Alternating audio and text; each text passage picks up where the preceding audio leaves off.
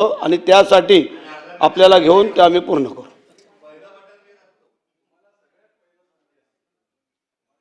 नाही बाई पहिल्यांदा उभे राहिले होते. हे बघ तुम्ही असे काहीतरी बोलत जाऊ नका खडसे साहेब.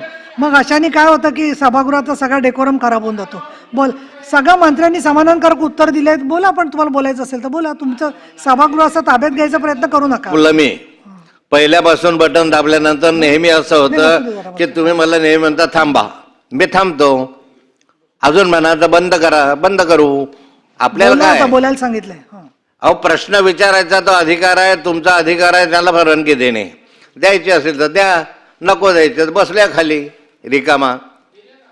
त्याला काय ऐकू आलं का मी काय बोलले ते की 10-10, 15-15 मिनिट एखादा प्रश्न विचारला ना, अर्धा मिनिटासाठी परवानगी देणार नाही. अहो, आता त्यांनी जेव्हा प्रश्न विचारला खडसे साहेब, त्याच्यानंतर मंत्री महोदयांनी उत्तर दिलं समाधानकारक. वारंवार असा अनुभव येतो, वारंवार असं तुम्हाला वाटतं. ठीक आहे, आता विचारा, प्रश्न विचारायचा आहे का? मग विचारा. आता विचारतो. मी फार आभारी आपला की मला प्रश्न विचारायला संधी दिली. भांडून का होईना मला संधी मिळाली. माझा प्रश्न आहे मंत्री महोदयांना. नाही तुम्ही आभार मानले म्हणजे ठीक आहे, आभारी आहे. माझा प्रश्न आहे की हे सर्व विषय झाल्यानंतर आंबा ह्या पिकासाठी जो पीक विमा, फळ पीक विमा आहे, ह्या फळ पीक विम्याची मर्यादा जी आहे ते कधी 10 हेक्टर कधी 20 हेक्टर अशी कमी अधिक झालेली आहे. मला वाटतं 10 हेक्टर आंबा एकत्र हा महाराष्ट्रामध्ये कुठेच नसतो. कोकणामध्ये एखाद्या ठिकाणी एकाच सर्कलमध्ये म्हणतोय मी, ते एवढा असूच शकत नाही. आणि मग त्यामुळे आंबा पिकाला पीक विम्याचा लाभ होत नाही. त्यामुळे झाडावाईज 100 झाडं, 200 झाडं, 500 झाडं अशा झाडावाईज आंब्याला पीक विम्याचा लाभ मिळाला पाहिजे.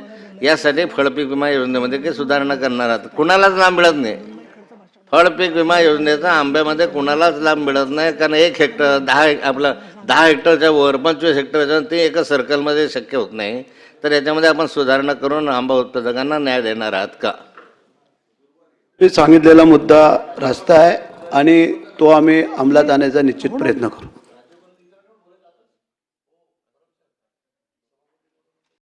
उत्तर तुमचं झालं. आता आपली लक्षवेधी संपलेली आहेत आणि 2 घोषणा आहेत. आज मंगळवार दिनांक 24 फेब्रुवारी 26 रोजी मान्य केलेल्या महाराष्ट्र विधान परिषद नियम 101 अन्वये विशेष उल्लेख सूचना सभागृहाच्या पटलावर ठेवल्याचे मी घोषित करत आहे. आज मंगळवार दिनांक 24 फेब्रुवारी 2026 रोजी मान्य केलेले औचित्याचे मुद्दे सभागृहाच्या पटलावर ठेवल्याचे मी घोषित करत आहे. आता राज्यपालांच्या अभिभाषणावरती चर्चेला आपण सुरुवात करत आहोत आणि काही भाषणांनंतर तालिका सभापतींना इथे चेअरवर बसायला सांगणारे नावं सगळी आलेली आहेत. ती वाचण्याच्या अगोदर आजची जी कार्यपद्धती आहे त्याचं थांबा नंतर राज्यपालांच्या अभिभाषणाबद्दल आभार प्रदर्शनाचा प्रस्ताव श्री प्रवीण दरेकर विधान परिषद सदस्य यांनी मांडला असून श्री अमोल मिटकरी विधान परिषद सदस्य व डॉक्टर मनीषा कायंदे विधान परिषद सदस्य यांनी त्यास अनुमोदन दिले आहे. सदर प्रस्ताव प्रस्तुत झालेला आहे.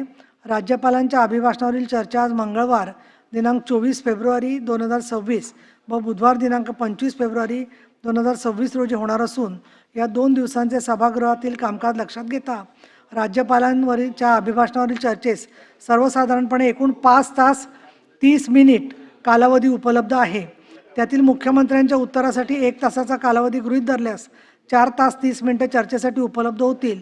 त्यातील प्रस्तावकांना 15 मिनिटे देण्यात येतील. प्रस्तावकाला पाठिंबा देणारे अनुमोदक 10 मिनिटे भाषण करतील व ज्या सन्माननीय सदस्यांना चर्चेत भाग घ्यायचा आहे त्यांनी आपले नावे आपल्या पक्षाच्या प्रतोदामार्फत माझ्याकडे 10 मिनिटात पाठवावीत. नावे प्राप्त झाल्यावर वेळेचे बंधन घालावे काय याचा विचार करण्यात येईल. या आभार प्रदर्शनाच्या प्रस्तावास सदस्यांकडून काही सुधारणा सुचवण्यात आल्या आहेत. सुधारणांची एकत्रित यादी सन्माननीय सदस्यांना बुधवार दिनांक 25 फेब्रुवारी 26 रोजी वितरित करण्यात येईल.